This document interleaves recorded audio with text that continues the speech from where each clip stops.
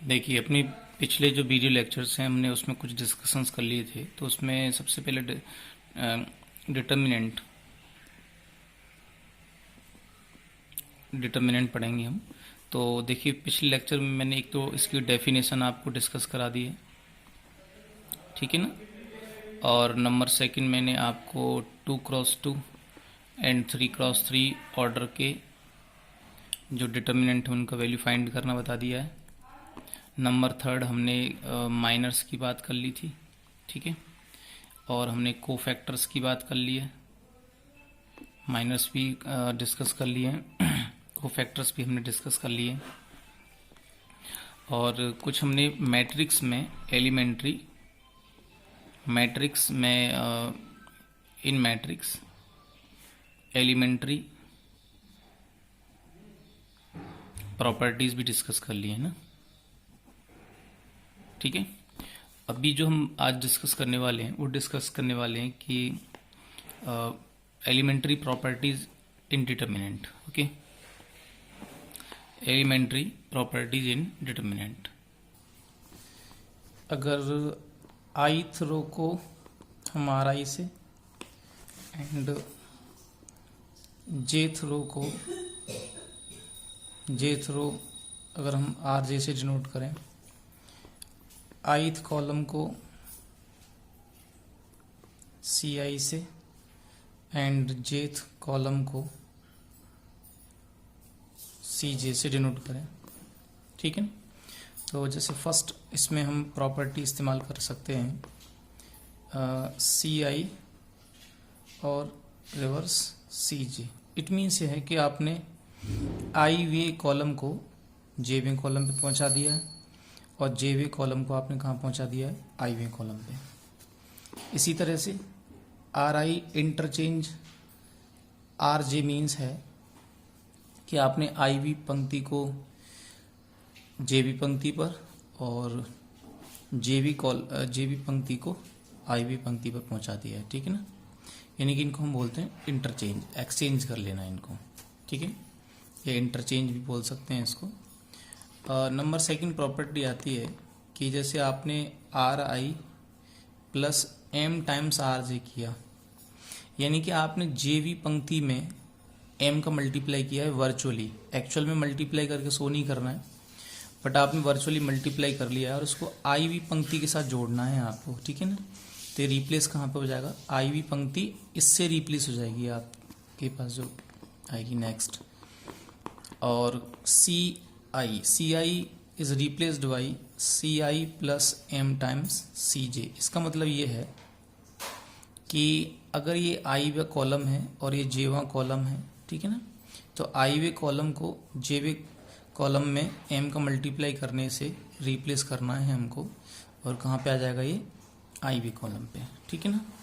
जो next property हमारे पास ये है कि अपन ऐसा भी कर सकते हैं कि आपने जैसे कि सम नंबर n का मल्टीप्लाई किया I वी पंक्ति में, ठीक है ना, और आपने M का मल्टीप्लाई किया J वी पंक्ति में, तो आप इसको ना रिप्लेस कर रहे हो I वी पंक्ति पर, या फिर आप ऐसा भी कर सकते हो कि इसको आप J वी पंक्ति पर भी रिप्लेस कर सकते हो, ठीक है ना। लेकिन वहाँ नेसेसरी है कि आपको I वे पे ही रिप्लेस करना है और यहाँ पे भी I वे रो पर ही रिप्लेसमेंट आपको करना है, ठीक है ना। तो ये कुछ प्रॉपर्टीज हैं, कुछ एलिमेंट्री ऑपरेशंस हैं जिनको हम डिटर्मिनेंट में यूज करने वाले हैं। देखिए, तो properties of determinant, properties of determinant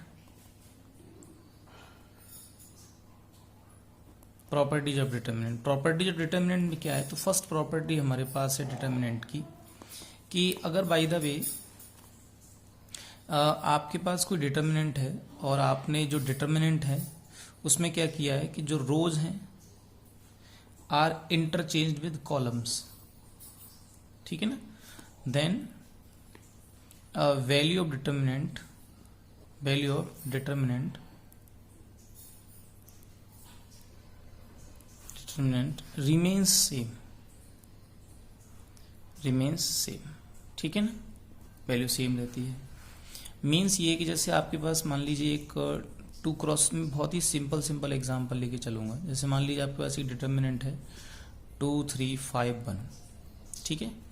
तो इसका वैल्यू कुछ आ रहा है, क्या वैल्यू आ रहा है देखो, 2 - 15 यानी माइनस का 13 आएगा। सपोज करिए आपने एक नया डिटर्मिनेंट बनाया, कैसे बनाया कि जो फर्स्ट रो है उसको फर्स्ट कॉलम से रिप्लेस कर दिया तो 2 5, और जो आपका सेकंड रो है उसको सेकंड कॉलम से रिप्लेस कर दिया यानी कि 3 1।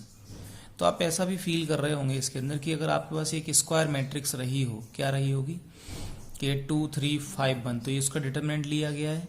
और ये जो आप देख रहे हैं ये ऐसा फील हो रहा है, ये तो है डिटर्मिनेंट ऑफ ए, अगर आप ध्यान से देखोगे, और ये क्या है, डिटर्मिनेंट ऑफ ए ट्रांसपोज है, ठीक है ना। तो इसको आप फाइंड कर लो, तो 2 - 15 तो कितना आएगा, माइनस का 13 ही आएगा। तो मैं कह सकता हूं कि determinant of A and determinant of A transpose is what, equal. इनका डिटर्मिनेंट कैसा रहता है, इक्वल रहता है। आप 3x3 के लिए इसको एग्जाम्पल को एक ट्राई कर सकते हो,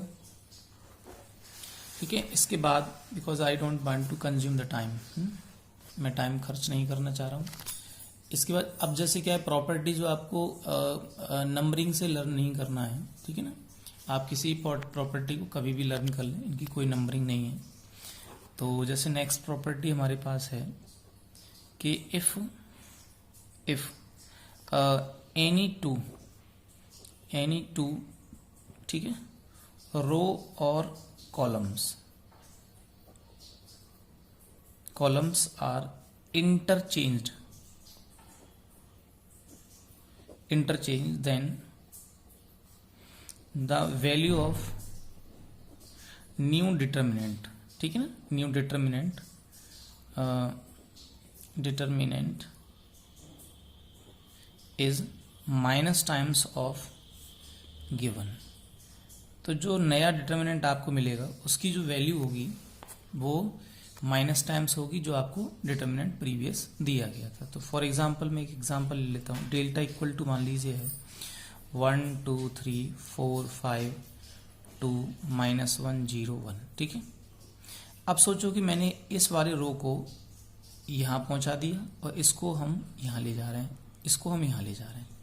तो बेसिकली हम R1 को और R2 को क्या कर रहे हैं, एक्सचेंज कर रहे हैं। आप ऐसे भी कर सकते हो कि आपने R1 और R3 को एक्सचेंज किया हो, या आपने R2 और R3 को एक्सचेंज किया हो, या कॉलम्स को एक्सचेंज किया हो, नो प्रॉब्लम, ठीक है। तो जो न्यू डिटर्मिनेंट मेरा बनेगा डेल्टा डैश, तो वो कितना आएगा, वो आएगा, ठीक है ना, वो आ जाएगा, कितना आ जाएगा कि 4 5 2 1 2 3 -1 0 1, ठीक है। इसका वैल्यू फाइंड कर लेते हैं। तो देखो 1 और 5 - 0 5 आएगा ओनली, दूसरा वाला माइनस, ये 4 माइनस प्लस तो 6 हो जाएगा, प्लस 3, और इसके लिए आपको 0 माइनस प्लस का 5 हो जाएगा। तो ये आ गया आपका 5 + 15 20 - 12 कितना आ गया, 8 आ गया इसका वैल्यू। तो ओवरऑल इसका वैल्यू क्या आना चाहिए, -8 आना चाहिए, ठीक है ना, ये लॉजिक रहेगा।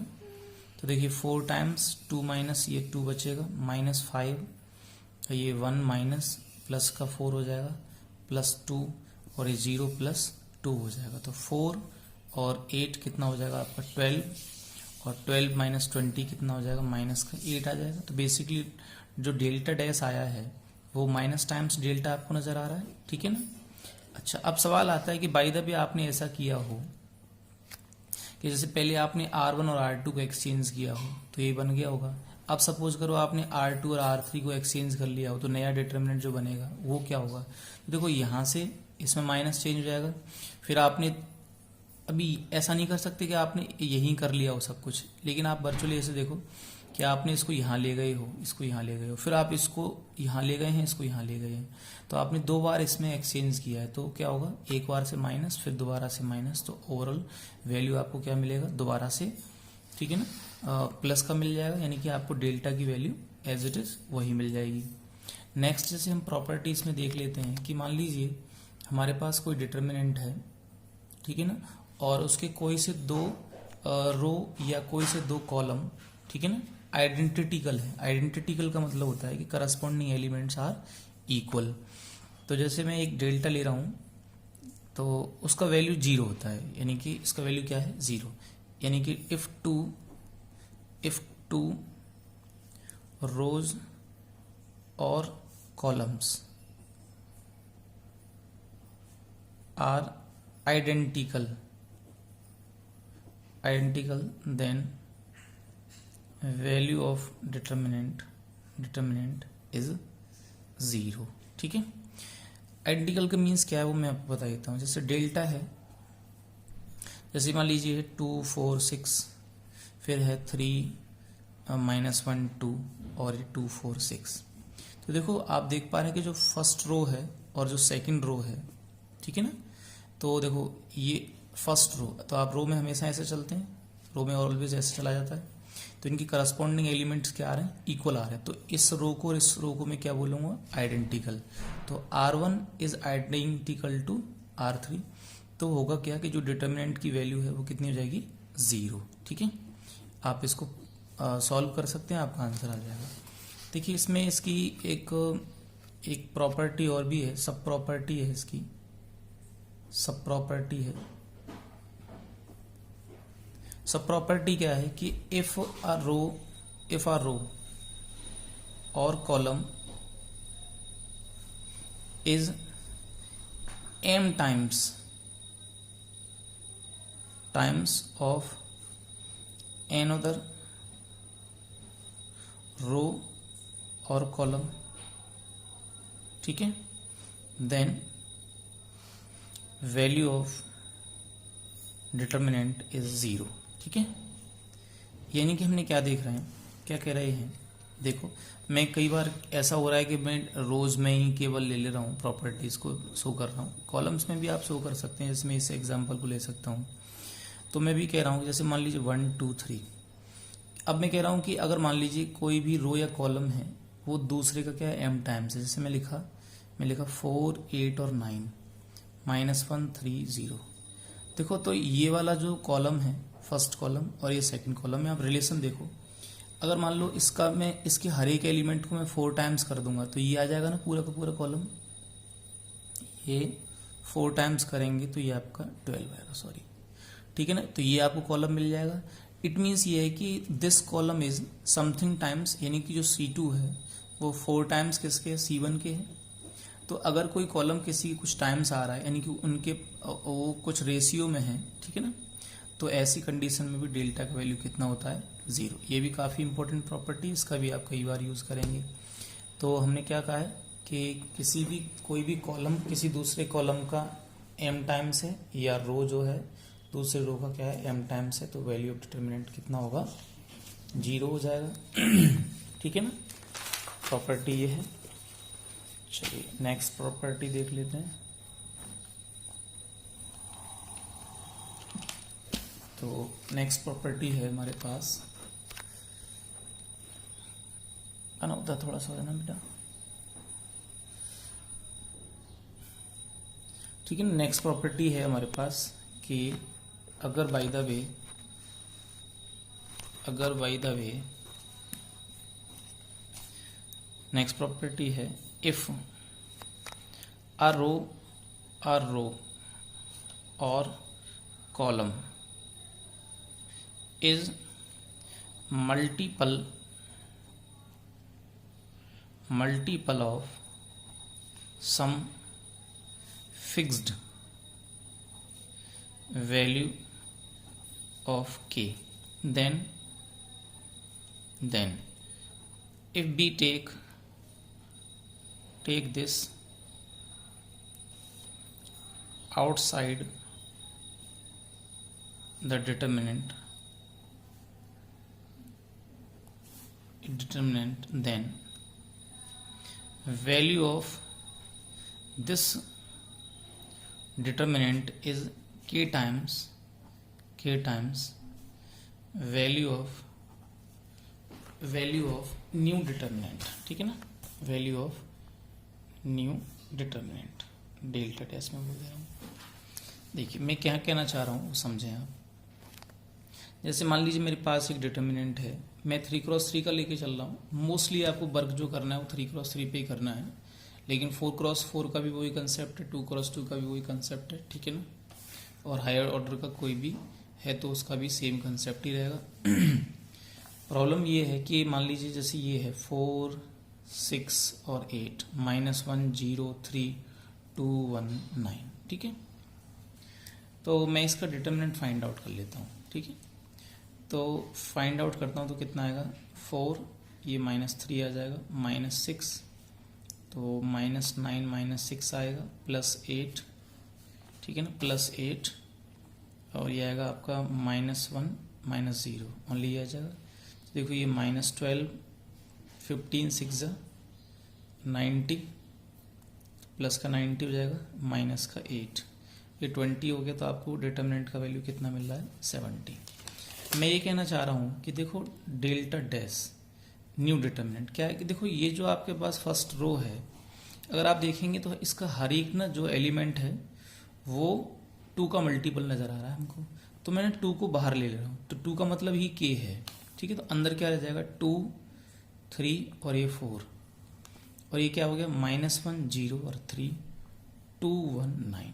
तो ये हमें नया डिटर्मिनेंट मिला, ठीक है ना। सॉरी, इसको तो मैं चलो डेल्टा डैश ही बोल देते हैं। तो ये जो न्यू डिटर्मिनेंट हमें मिला है, ठीक है ना। अभी आप इसको सॉल्व करो, फिर उसमें 2 का मल्टीप्लाई कर दो। देखिए तो ऐसा फील हो रहा है कि आप ना किसी रो में से कॉमन ले पा रहे हो। अगर बाय द वे ये कॉलम में होता तो कॉलम में से भी कॉमन ले सकते थे, लेकिन मैट्रिक्स में हमने पढ़ा था कि हम हमेशा जब कॉमन लेते हैं तो आइदर यू टेक फ्रॉम, मतलब आप आइदर नहीं, आप पूरे के पूरे मैट्रिक्स में से कॉमन लेते हो। लेकिन डिटर्मिनेंट में क्या कर रहे हैं, इसका मतलब कि आइदर आप किसी सिंगल रो से कॉमन ले सकते हो और या किसी सिंगल कॉलम से भी कॉमन ले सकते हो।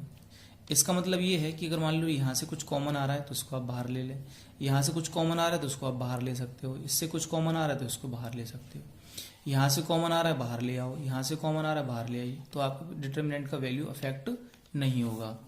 तो जैसे इसको चेक कर लेते हैं हम, इसका डिटर्मिनेंट फाइंड आउट कर लेते हैं 2, तो ये कितना होगा 0 -3 आएगा, -3 तो ये -9 -6 आएगा, -9 -6 आएगा और प्लस कितना 4, ठीक है। तो ये -1 -0 आएगा।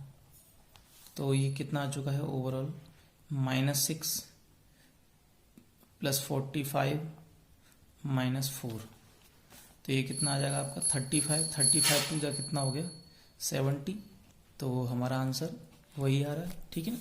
तो ये प्रॉपर्टी है कि अगर मान लीजिए कोई भी जो कॉलम है या जो रो है, अगर वो किसी नंबर का k टाइम्स है, मल्टीपल है, तो आप उसको बाहर ले आएंगे तो डिटर्मिनेंट वैल्यू भी k टाइम्स हो जाएगा, न्यू डिटर्मिनेंट का वैल्यू, ठीक है।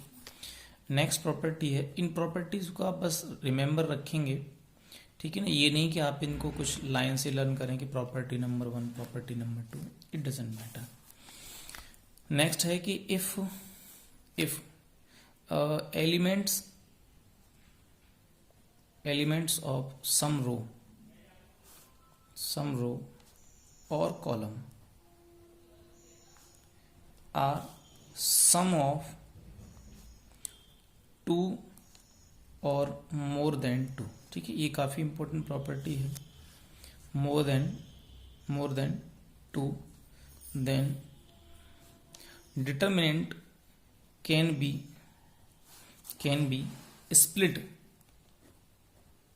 split into determinants, ठीक है ना, having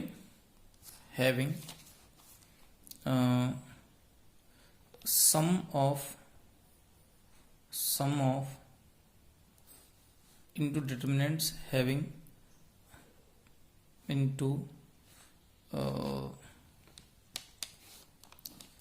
sum of 2 or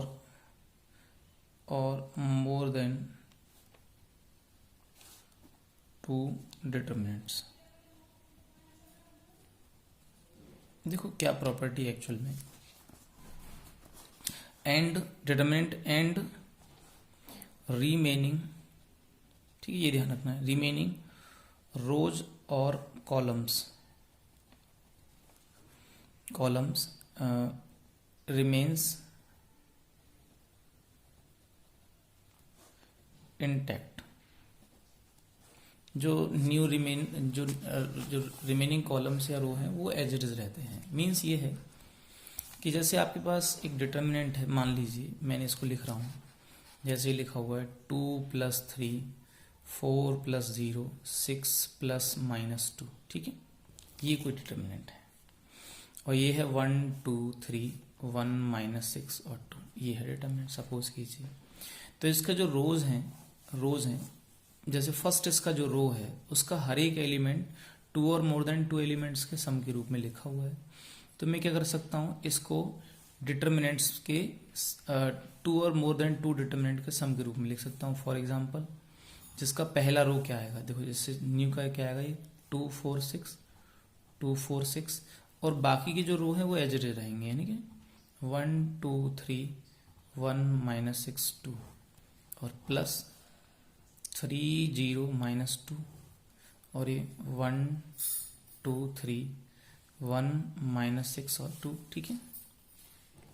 अब ये आपने इस डिटर्मिनेंट को सॉल्व करो तो कितना वैल्यू आएगा, देखो ये आएगा 2, ये 4 और प्लस 18 हो जाएगा तो कितना होगा 20 -4, तो ये 2 -3 -1 बचेगा, प्लस इसके लिए देखेंगे 6 के लिए देखेंगे तो ये कितना आएगा -6 माइनस तो -8 आएगा, प्लस दूसरा डिटर्मिनेंट देख लेते हैं तो ये 3 के लिए कितना आएगा 4 + 18, ठीक है ना, 4 + 18, देखो मैंने यहाँ कोई मिस्टेक की है तो ये 4 + 18 22 आ जाएगा, ये 3 टाइम्स 4 + 18 हो जाएगा 22 हो जाएगा, -0 हो गया ये, ठीक है। तो ये कितना आएगा 2 - 3 -1 आ जाएगा, प्लस -2 टाइम्स ये कितना आएगा -6 माइनस तो -8 आ जाएगा। सॉल्व कर लेते हैं, ये देखो कितना हो गया 44, ये कितना हो गया प्लस का 4, ये माइनस का 48, प्लस कितना हो गया 66, ये 0 हो गया और ये कितना हो गया 16 हो गया, ठीक है ना। तो ये 48 कैंसिल हो जाएगा पूरा, 66 और 16 कितना हो जाएगा आपका, ये आपका हो जाएगा 82, ठीक है। तो इस डिटरमिनेंट का वैल्यू अगर इस डिटरमिनेंट को मैंने स्प्लिट करके अलग लिखा है तो उसका वैल्यू कितना आ रहा है 82 आ रहा है। अब देखो बाय द वे मैं इसको कंबाइन कर लेता हूँ डिटरमिनेंट को, तो ये एक्चुअल में क्या था, ये था 5 2 और 3 5, ये 4 था और ये कितना था 4 था, ठीक है। नंबर्स में तो आपको ईजी लगेगा ऐसे करना, बट आपके पास जब कुछ अननोन टाइप की वैल्यूज दिखेंगे ABC टाइप की तो आपको यही हार्ड लगेगा, ठीक है ना। तो वो प्रॉपर्टी 1 2 3 1 2 3 1 -6 और कितना 2। तो देखिए अब इसको सॉल्व कर लेते हैं, तो सॉल्व करेंगे तो कितना आएगा, देखो 5 ये 4 ये 22 हो जाएगा, प्लस 4 -4 ये आएगा 2 -3 -1 बचेगा, प्लस 4 ये -6 माइनस करेंगे तो -8 आ जाएगा। 22 5 जा कितना हो गया 110, ठीक है, प्लस का 4 और -32, तो यहाँ से आपको मिलेगा ये कितना 114 और उससे 32 माइनस करेंगे आप तो कितना मिलेगा 82 ही मिल जाएगा, तो 82 मिल गया, ठीक है ना, ये आपका आंसर हो जाएगा। तो यानी कि आप किसी भी रो पर्टिकुलर या किसी कॉलम को, अगर कॉलम या कोई अगर आपका कॉलम या फिर कोई रो अगर 2 का प्रत्येक element, if every element of any row or any column is sum of 2 or more than 2 elements, ठीक है ना, then this determinant can be split into sum of 2 or more than 2 determinant having each separate element and the remaining rows or column will be intact, उनमें कोई भी change नहीं आएगा, ठीक है। नेक्स्ट हम प्रॉपर्टी जो पढ़ रहे हैं वो काफ़ी इंपॉर्टेंट प्रॉपर्टी है, वो है कि डिटरमिनेंट इक्वल टू, मान लीजिए आपके पास है जैसे ये है 3 2 1 6 1 4 -1 2 0, काफ़ी इंपॉर्टेंट प्रॉपर्टी है। इसमें क्या है कि अगर आप किसी भी रो को और k times of RJ replace आप कहाँ कर दे रहे हैं RI पर, या फिर RJ CI प्लस कुछ k टाइम्स CJ कर दिया आपने, ठीक है ना। तो अगर आपने ऐसा कुछ किया तो जो न्यू डिटर्मिनेंट मिलेगा उसका वैल्यू वही होगा जो प्रीवियस का होगा। तो फॉर एग्जांपल जैसे मैं इसमें अप्लाई कर रहा हूँ, इसी में अप्लाई कर देता हूँ। जैसे मैं कर रहा हूँ जैसे R2 प्लस 3 टाइम्स R3, और इसको मैं रिप्लेस कहाँ करने वाला हूँ फिर R2 पर। ये ध्यान रखिएगा, अगर इसको k टाइम्स कुछ कर रहे हैं, ठीक है ना, तो और इसमें ऐड कर रहे हैं मान लीजिए, या सब्ट्रैक्ट कर रहे हैं इसमें से इसको, तो चेंज कौन होगा, R2 चेंज होगा, R3 चेंज नहीं होगा, क्योंकि वर्चुअली मल्टीप्लाई करना है आपको इसमें। R3 का वर्चुअली मन में मल्टीप्लाई करेंगे ना, तो देखो क्या होगा कि जो न्यू डेल्टा बनेगा, मैं तो डेल्टा डैश मान के चल रहा हूँ इसको, तो वो क्या बनेगा, देखो R2 प्लस 3 टाइम्स R3। मान लो इसमें आपने 3 का मल्टीप्लाई कर लिया मन में, तो जैसे ये माइनस का 3 हो गया होगा, ये 6 और ये 0। अब उसको आपने इसमें ऐड कर दिया, तो 3 और माइनस 3 कितना, 6 और माइनस 3 कितना हो जाएगा, ये 3 हो जाएगा। यहाँ 3 का तो 6 हो गया, ये तो 1 प्लस 6 कितना हो जाएगा, 7 हो जाएगा। और ये 4 प्लस 0 कितना हो जाएगा, 4 हो जाएगा। और ये आपका -1 2 और ये 0, 3 2 और ये 1। देखो कई बार क्या है कि हम सेम डिटर्मिनेंट में मोर देन 1 प्रॉपर्टीज भी लगा सकते हैं ना, मोर देन 1 ऑपरेशंस भी लगा सकते हैं। लेकिन आपको क्या ध्यान रखना है, जैसे मान लो मैं यहाँ पे एक प्रॉपर्टी और लगाने, जैसे कॉलम्स में मैं प्रॉपर्टी लगाने वाला हूँ या रोज में लगाने वाला हूँ, तो आप नोटिस करो, देखो जैसे अभी हमने कौन से रो को चेंज किया था, इस रो को चेंज किया था, ठीक है ना। तो आप यहीं पे ऐसा नहीं कर सकते कि R2 प्लस 4 टाइम्स R1 और लिख कहाँ पर हम R2 पर। तो हाउ इज इट पॉसिबल कि आप सेम टाइम पर इससे भी R2 को चेंज कर लें और इससे भी R2 को चेंज कर लें, ठीक है ना। तो same row can not be change 2 times in a same operation, ठीक है ना, इन सिंगल स्टेप। तो आप ऐसा नहीं कर पाएंगे, आइदर आप ऐसा कर लें आप या ऐसा कर लें, ठीक है। लेकिन बाय द वे आपने कहा कि अगर बाय द वे हम यहाँ पे ऐसा करें कि R3 is replaced by R3 plus 4 times R1, बिल्कुल कर सकते हैं ऐसा, ठीक है ना। चलो मैं करके भी दिखा देता हूँ। देखो 4 टाइम्स R1, जैसे आपने इसको 4 टाइम्स किया तो ये कितना हो गया, 4 12 और -1 कितना हो गया, 12 और -1 कितना हो गया, 11 हो गया, 11, तो ये प्लस का 11 हो गया। इसको अगर आपने 4 टाइम्स किया होगा तो ये 6 हो गया, 6 और 2 कितना हो गया, 6 और 2 कितना, 8 आ गया होगा। और यहाँ पे आपने 4 किया तो 4 और 0 कितना हो गया होगा, 4 आ गया होगा। चलो देखो अब इसको सॉल्व करते हैं आप।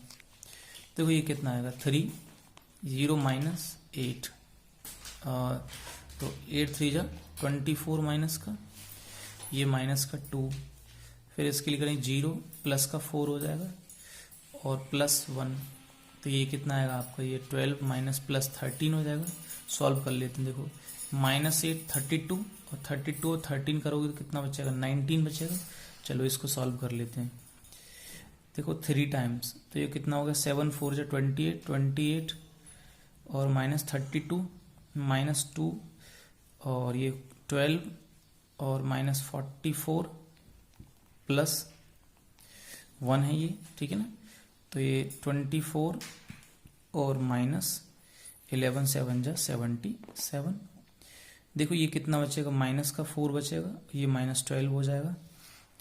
ये आप बचेगा माइनस का 32 32 2 जा 64 आएगा और माइनस यहाँ पे आप माइनस करोगे तो 3 माइनस का आएगा ये, और ये 5 कितना आ जाएगा, 53 आ जाएगा। 53 और दिस इनको मिला दो आप, तो 53 और 12 कितना हो जाएगा आपका 65, माइनस का 65 और -65 प्लस 64 कितना बचेगा, कितना बचेगा ये आपका 64, ये हो जाएगा, ये 65 हो जाएगा, तो माइनस का 1 बचेगा। देखो ये कहीं हमने मिस्टेक कर ली है, देखो देखते दोबारा देखते हैं इसको, डिटरमिनेंट पहले सॉल्व कर लेते हैं, चलो ठीक है। देखो 3, तो ये 3 हो गया और -8, तो 3 4 जा 24, नहीं 8 3 जा 24, ओके, -2, तो ये 0 हो जाएगा और ये प्लस का 4 हो जाएगा, ठीक है, ये भी ठीक है। इसके लिए 12 + 1, ये ठीक है, बिल्कुल ठीक है ये। तो ये हो गया आपका 8 और 20 -32 + 13, तो आपका 19 ही बचेगा, ये तो बिल्कुल ठीक है, ठीक है। यहाँ देखते हैं क्या मिस्टेक है। R2 + 3 times R3, R2 + 3 times कितना R3 R2 plus 3 times R3, तो R2 ही तो अफेक्ट हुआ था, ठीक है। तो R2 प्लस 3 टाइम्स, तो ये 3 बचेगा, ये 6 और 1 7 हो गया, और ये 4 ही आएगा, ठीक है। फिर हमने किया था R2 plus R3 plus 4 times R1, 4 times किया इसको, तो 12 और -1 11 हो गया। 4 टाइम 8 और 2 कितना हो गया 8, 4 टाइम्स किया ना, ये 10 आएगा। और इसमें 4 टाइम्स ही कितना आएगा 4 ही आएगा, ठीक है। अब सॉल्व कर लेते हैं इसको। देखो मिस्टेक इसमें आएगी, देखो इसको 28 और -40, ये 40 आएगा, ओके। और नेक्स्ट इसके लिए देखोगे आप, तो इसमें कोई तो चेंज आएगा ही नहीं। इसमें देख लो आप, तो 30 -77, ये 30 आएगा, 30, ओके। तो यहाँ पे आपको बचेगा 47 बचेगा, और ये आपका बचेगा कितना, माइनस का 12 36 बचेगा, ठीक है। 36 और 40 कितना, -36 और 47, तो -36 और 47, -36 और 47, तो 3, और ये कितना मिलेगा,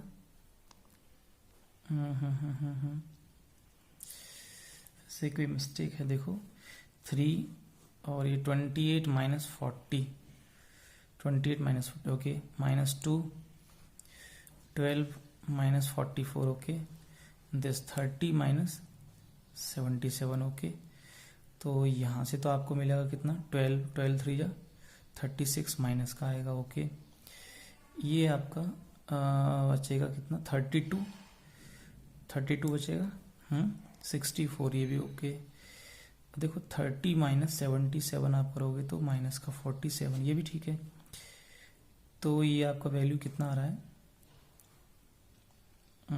36 और 47,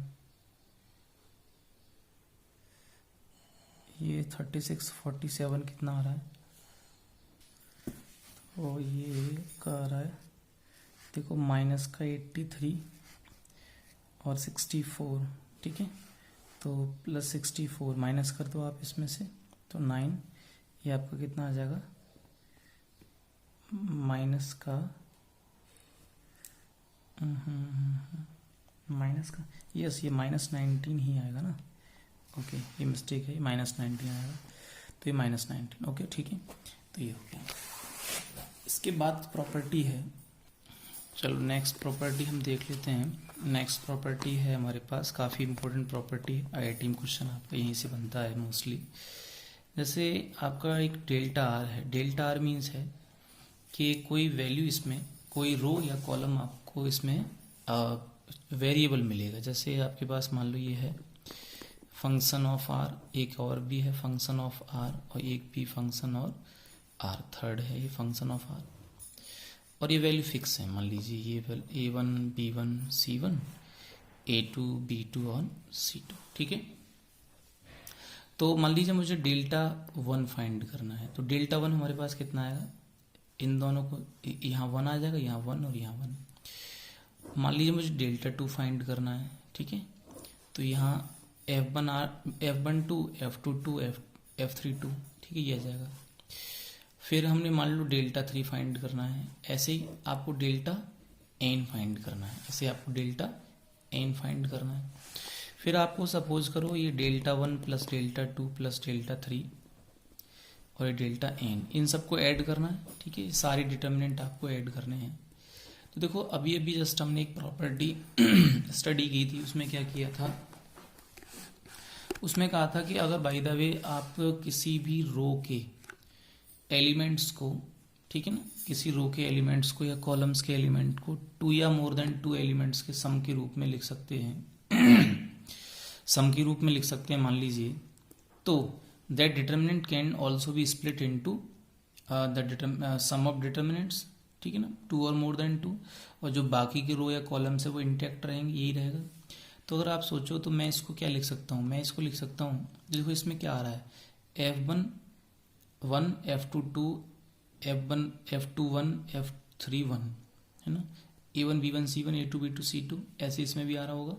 इसमें क्या आ रहा होगा, F1 2, F2 2, F2 3, ये आ रहा होगा। A1 B1 C1 A2 B2 C2, यहाँ क्या आ रहा होगा, F1 3, F2 3, F3 3, ठीक है, ये 2 आएगा। और A1 B1 C1 as it is आएगा। तो मैं इसको क्या लिख रहा हूँ, F1, ठीक है ना, मैं इसको लिख रहा हूँ F1 कितना, ये मैं लिख दे रहा हूँ F1 1 प्लस F2 F1 2 प्लस F1 3 n plus dot dot dot F n, कितना n लिख रहे हैं तो आप n लिख देंगे, ठीक है। ऐसे यहाँ कितना आएगा, F21 plus F22 plus F23 plus F2n आ जाएगा। ऐसे ये कितना आ जाएगा आपका, F11 F22 F3 है, F3 plus dot dot dot Fn, ठीक है। और यहाँ A1 B1 और C1 A2 B2 और C2 ये आ जाएगा। तो क्या मैं इसको ऐसे नहीं लिख सकता कि सिग्मा F1R सिग्मा F2R और ये सिग्मा F3R, ये भी लिख सकते हैं। A1 B1 और C1 A2 B2 और C2। और ये जो था आपका, इसको मैं क्या लिख सकता हूँ, sigma delta R equal to 1 से लेकर के कहाँ तक, n तक। तो बेसिकली हमने क्या पढ़ा, हमने पढ़ा कि अगर मान लीजिए डेल्टा R यानी कि ये वेरिएबल डिटर्मिनेंट है और हमको इसका डिटर्मिनेंट का value delta 1 delta 2 delta 3 delta n निकालना है, ठीक है ना। तो आप इंडिविजुअल निकालेंगे, उन सबको ऐड कर दीजिए। या हमारे पास दूसरा क्या तरीका रहा कि जो रो या जो कॉलम आपका वेरिएबल है, ठीक है ना, आपको रिमेंबर रखना है, remember that only one row, ठीक है, और कॉलम विल बी वेरिएबल, ठीक है। ऐसा नहीं कि इसमें आपका ये फर्स्ट रो भी वेरिएबल है सेकंड रो भी वेरिएबल है, इट्स नॉट पॉसिबल, है ना, फिर नहीं कर पाएंगे आप उसको। तो ये तब के लिए है। तो आप उनको इंडिविजुअली जोड़ने की बजाय क्या करें, जो वेरिएबल रो या वेरिएबल कॉलम है उस पर ही आप क्या लगा दें, समेशन लगा देंगे, तो आपको अपने डिटरमिनेंट का वैल्यू फाइंड आउट हो जाएगा, ठीक है। नेक्स्ट प्रॉपर्टी देख लेते हैं।